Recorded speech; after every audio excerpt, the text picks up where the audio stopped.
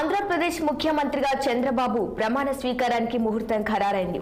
ఈ నెల 12న ఉదయం 11:27 చంద్రబాబు ప్రమాణ స్వీకారం చేయనున్నారు. గవర్నర్ ఎస్ అబ్దుల్ నజీర్ ఆయనతో ప్రమాణ స్వీకారం చేయించనున్నారు. ఇక విజయవాడలోని గన్నవరం సమీపంలోని కేసరపల్లిలో ఈ కార్యక్రమానికి ఏర్పాట్లు చేస్తున్నారు. ప్రమాణ స్వీకారం కోసం కేసరపల్లి ఐటీ పార్క్ వద్ద గల ఖాళీ స్థలాన్ని ఎంచుకున్నారు. ఇప్పటికే 3 సార్లు ముఖ్యమంత్రిగా చేసిన చంద్రబాబు ఇప్పుడు 4వ సారి ప్రమాణం చేయనున్నారు. అయితే గత ఎన్నికలతో పోలిస్తే ఈసారి ప్రత్యేకంగా నిలిచింది. అధికారంలో ఉన్న వైఎస్ఆర్ పార్టీని గద్దెదించే దిశగా బీజేపీ, జనసేనతో టీడీపీ పొత్తుతో వ్యవహరించి అఖండ మెజార్టీని సాధించారు. 175 సీట్లకు గాను 3 పార్టీల కూటమితో 164 సీట్లను గెలుచుకొని అధికారాన్ని సంపాదించుకున్నారు చంద్రబాబు. ఇక చంద్రబాబు ప్రమాణ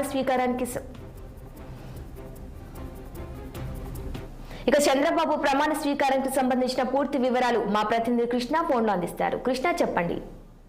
గుడ్ మార్నింగ్ శిరీష. చంద్రబాబు నాయుడు ప్రమాణ స్వీకారం అయితే ఈ నెల 12వ తేదీ 11:27 ప్రభుత్వం అయితే నిర్ణయించింది. ఇప్పటికే దీనిపైన అయితే ఏదైతే ప్రాంతము అంటే ఎక్కడ చెయ్యాలనే దానిపైన కాస్త భర్జన పడ్డా మాత్రం ఫైనల్ గా మాత్రం గన్నవరంలో కేసరపల్లిలో ఉన్నటువంటి ఐటీ పార్క్ ఏదైతే ఉందో అక్కడైతే ఇప్పటికే ఖరారు అయితే చేసేసారు. ఆర్కే ఏదైతే ఈవెంట్స్ అనే ఒక సంస్థకు లోకేష్ బాబు అయితే అప్పగించినట్లయితే మనకు తెలుస్తుంది. వారు ఇప్పటికే ఆ వెహికల్స్ తో సంబంధించిన సామాగ్రి అంతా కూడా ఆ కేసరపల్లిలో డంప్ చేయటము, అక్కడ ఆ 11 ఎకరాల స్థలంలో అయితే ఇప్పటికే వారి కార్యక్రమాలు అంటే ప్రమాణ స్వీకారానికి సంబంధించిన కార్యక్రమాలన్నీ కూడా ఇప్పటికే వారైతే ప్రారంభించడం అయితే చూసాము. దాంతో పాటు ఏదైతే ఆ పక్కనే అంటే ఎక్కడైతే ప్రమాణ స్వీకారం జరుగుతుందో దానికి పక్కనే ఉన్నటువంటి ఎయిర్పోర్ట్ కూడా అక్కడ అధికారులకు కానీ దానికి సంబంధించినటువంటి ఏదైతే కేంద్ర పౌర విమాన శాఖకు సంబంధించిన డైరెక్టర్ తో కూడా నిన్న సిఎస్ఐతో ఒక ప్రత్యేక ఏర్పాటు అయితే చేశారు.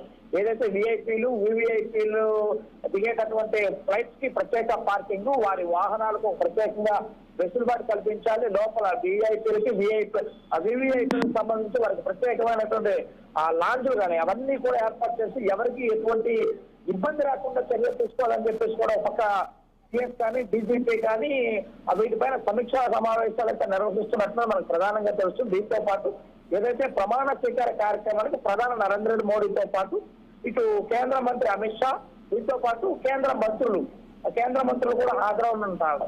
దాంతో పాటు ఏదైతే కేంద్రంలో ఎన్డీఏ కూటమి ఏదైతే ఉందో ఈ ఎన్డీఏ కూటమిలో భాగస్వాములైనటువంటి కొన్ని రాజకీయ అంటే ఇతర రాష్ట్రాల్లో ఉన్నటువంటి మంత్రులు కాబోతున్న వాళ్ళు కానీ, కేంద్ర మంత్రులు కాబోతున్న వాళ్ళు కానీ, దాంతో సినీ ప్రముఖులు, ఆంధ్రప్రదేశ్ లో ఉన్న రాజకీయ ప్రముఖులు అందరూ కూడా దాదాపుగా ఈ ప్రమాణ స్వీకార కార్యక్రమానికి విచ్చేస్తున్నారు.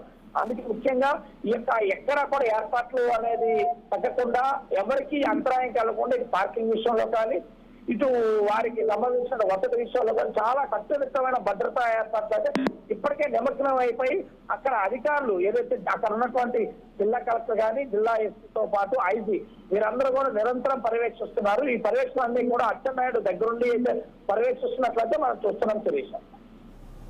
Right Krishna, thank you.